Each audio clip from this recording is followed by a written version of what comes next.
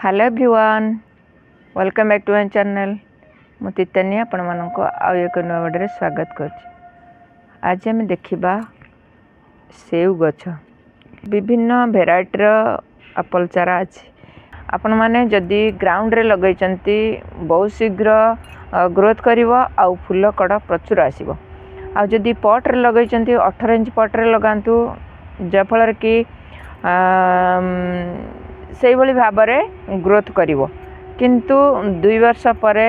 से पॉट को चेंज करिया पड़िबो कारण ता चेर ब्राउन हो जाए जाफल कि आउ से गछटा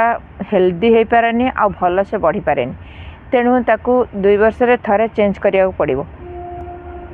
सबुठ भल जदि आपण माने ग्राउंड रे लगाउछंती ताले 2 बाय 2 खोली ताकू गोटे दिन छाड़ी दियंतु तापरे से टिके खरा खाईगला परे तापरे नीम ऑयल पूरा चारिपट पूरा स्प्रे कर दियंतु तापरे नीम खली आ वर्मी कंपोस्ट आउ किछि सीबीडी आपण माने गोळेइकरी ता चारिपटे एमती दे दियंतु।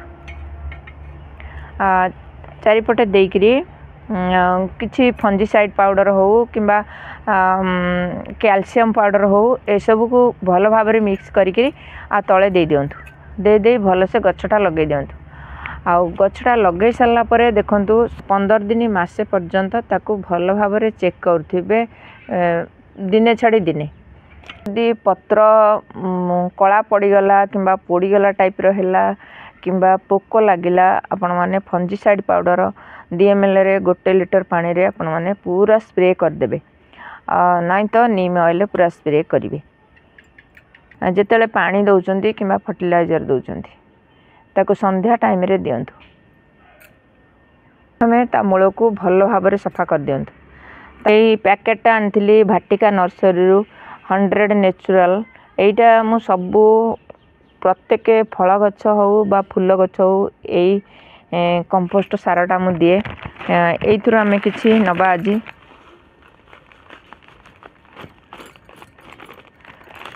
अल्प किछि नबा एटा आमे आनथिले एक्सपर्ट क्वालिटी ए जो पैकेट आम आनीचु एक्सपर्ट क्वालिटी एथुर भी किछि देले भल मु गोटे पैकेट खोली थी से पैकेट रु किछि दबा आउ किछि फंजीसाइड पाउडर ये फंजीसाइड पाउडर रु गोटे चामच नहीं गोटे चामच NPK 19-19-19 एथुरु गोटे चामच नबा आउ किछि आमे चा पत्ती नबा चा पत्ती रे माइक्रो न्यूट्रिशन अधिका थाए गछ को हेल्दी करि थाए माटी को एसिडिटी कर थाए माटी को उर्वर करि थाए। सेमती पियाज चोपा को सुखेई ताको गुंड करिकरी एई भली भाव रे दियंतु तादरे potassium phosphorus iron sulphur phosphorus बहुत मात्रा रे अछि गछ को ग्रोथ करि थाए आ शीघ्र बढ़ाइबारे सहायता करि थाए। आपण माने पियाज चोपा को एई भली भाव रे दियंतु। NPK 19-19 देले एथिरे potassium phosphorus iron nitrogen magnesium भरपूर रही गछ को हेल्दी करि थाए और फूल कड़ आसबार सहायता करते तो यही भाव में आम सबू देदेले आपको भल से मिक्स करके आम गछ मूल दबा जरा गछ को बढ़ेबार साहाय्य करिवो आउ फंजीसाइड पाउडर जो आम देले जदि गछ मूल उई लगी कौन पोक लगी किंबा गछ पत्र रे पोक लगी सबको संशोधन करिवो। चलंतु आपको भल भाव में मिक्स करी नबा आम को गछ मूल एमती भल से चारिपट रे मड़ेकी देदेबा एभली भाव में आपड़ जिते बड़े दौरान ता गछ मूल को सब एमती खुशी दौथे जहाँफल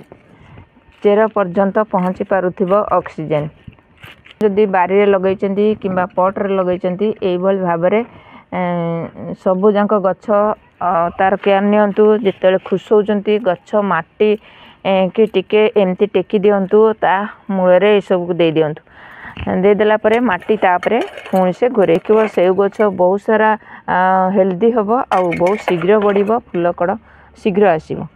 आ जिते बड़े लगाउछंती जनवरी फेब्रुआरी मार्च मासरे ए सब को लगांतु।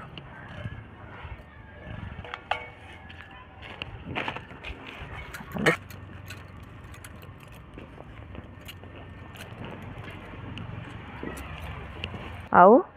ताको बुडेकरी भल से पानी दे दियंतु। जदि आपण मानकर अच्छी एमती अन्ना वैरायटी चारा ताहले एई भली भाबरे तार टिके जत्न नियंतु आ देखिबे बहुत सुंदर ग्रोथ करिवो आ हेल्दी हबो गच्छ आ बहुत शीघ्र फूल कड़ तार पळे आसीबो। आ ये छोट वीडियोटा जदि आपण मानकु भल लागि थाए ता लाइक कमेंट शेयर करिवे आ मो चैनल जदि आपण माने नुवा देखुचंती ताल गोटे सब्सक्राइब करिवे। आज पय एतिकी पुणी आसीबे आ एक नुवा वीडियो नुवा टॉपिक सहित सेते पर्यंत गच्छ लगाउथांतु भले थांतु। जय जगन्नाथ।